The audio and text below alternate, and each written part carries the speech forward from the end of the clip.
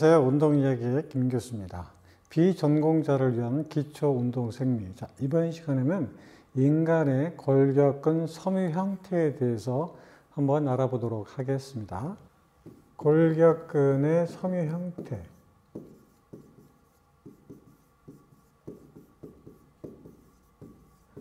보통 섬유 형태라고 하면 뭐라고 표현하냐면 muscle type 이렇게 표현하고 있거든요. 자, 인간의 골격근 섬유 형태가 뭐가 그렇게 중요할까? 이 섬유 형태를 구분짓는 게 무슨 의미가 있을까? 이렇게 생각하실 수도 있는데, 인간의 골격근 섬유 형태는 크게 두 가지로 구분되고, 운동을 어떻게 하느냐에 따라서, 운동 형태에 따라서 인간의 골격근 섬유 형태가 동원되는 형태가 다르다는 것이 밝혀졌기 때문에 운동 수행 능력을 결정짓는 그 여러 가지 요인 중에 하나가 바로 골격근의 섬유 형태를 들 수 있다. 이런 의미를 갖고 있는 거죠. 그런 의미에서 골격근의 섬유 형태는 운동선수들에게 굉장히 중요하고 운동선수를 선발할 때도 굉장히 중요한 기초 자료로 활용이 될 수 있다. 이런 점에서 큰 의미를 갖고 있다 할 수 있겠네요. 자, 그러면 인간의 골격근 섬유 형태를 연구하기 시작한 것은 한 1960년도 정도에 연구가 되기 시작했는데, 이러한 골격근의 섬유 형태를 구분하기 위해서 만들어진 기계가 있었어요. 의학적인 장치인데 그걸 뭐라고 하냐면 바이옵시라고 하는 그런 장치가 개발이 된 거죠. 이 바이옵시라는 것은 우리말로는 생검이라는 뜻을 가지고 있어요. 바이오가 살아있다는 뜻이고 옵시가 검시, 검사 이런 뜻을 가지고 있으니까 살아있는 유기체를 검사하는 방법, 즉 여기서 검사하는 것은 조직 검사를 보통 의미를 하는 거거든요. 그러니까 살아있는 상태에서 피해를 주지 않고 상해를 주지 않고 조직을 떼어내는 기술, 이런 기술을 바이옵시라고 표현을 했던 거죠.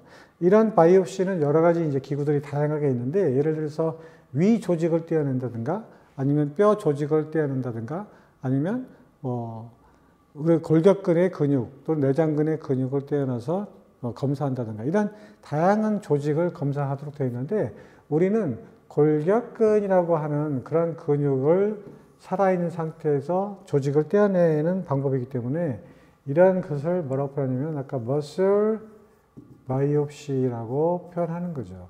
그래서 비侵습적인 방법, 비상해적인 방법으로 살아있는 인간의 조직을 떼어내는 기술을 muscle biopsy 이렇게 부르거든요.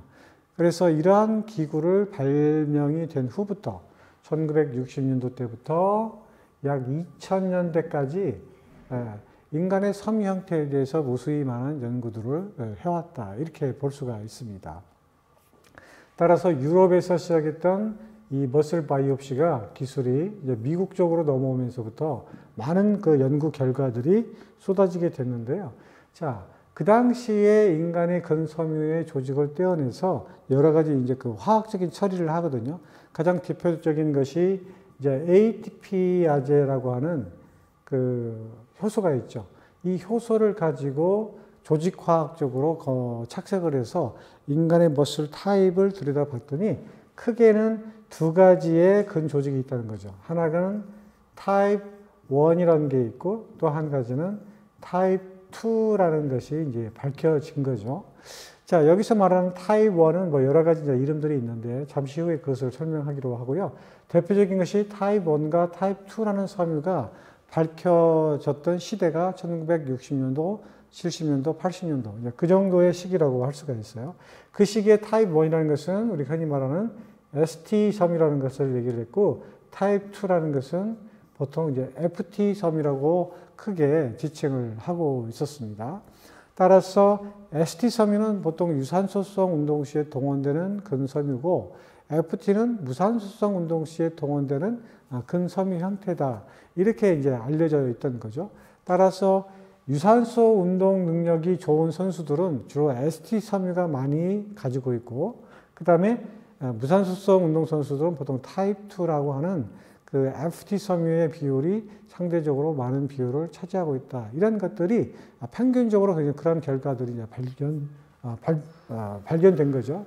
따라서 운동선수들은 ST 섬유와 FT 섬유의 비율이 굉장히 중요한 의미를 가지고 있는데 ST 섬유의 비율이 많은 선수 같은 경우는 유산소 운동을 하는 것에 적합하고 FT 섬유의 비율이 많은 사람들은 무산소성 운동을 하는데 적합하다. 보통 이렇게 얘기를 하고 있어요. 하지만 주로 유산소와 무산소가 이제 섞여져 있는 그런 복합 운동을 하는 경우에는 이 ST와 FT 섬유의 비율이 굉장히 또 중요하게 작용을 한다. 이렇게 알려져 있거든요.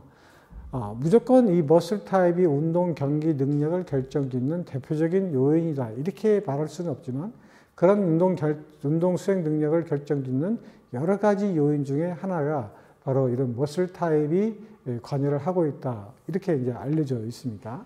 따라서 운동을 통해서 ST 섬유가 FT 섬유로 전환된다든가 FT 섬유가 ST로 전환되는 사실은 거의 일어나지 않는다라는 것이 그 당시에 이제 밝혀졌던 결론이기도 합니다. 나중에 ST 섬유와 FT 섬유의 중간 형태의 섬유가 또 한 가지 이제 발견됐는데 그 섬유를 이제 중간 형태의 섬유다 이렇게 해가지고 이게 타입 1 여기 타입 2 이렇게 보통 표현했었죠. 그런데 이 중간 형태의 섬유가 하나 발견되면서 이게 이제 어떻게 바뀌었냐면 타입 2A, 타입 2B라고 이렇게 이름이 바뀌어지기도 했습니다.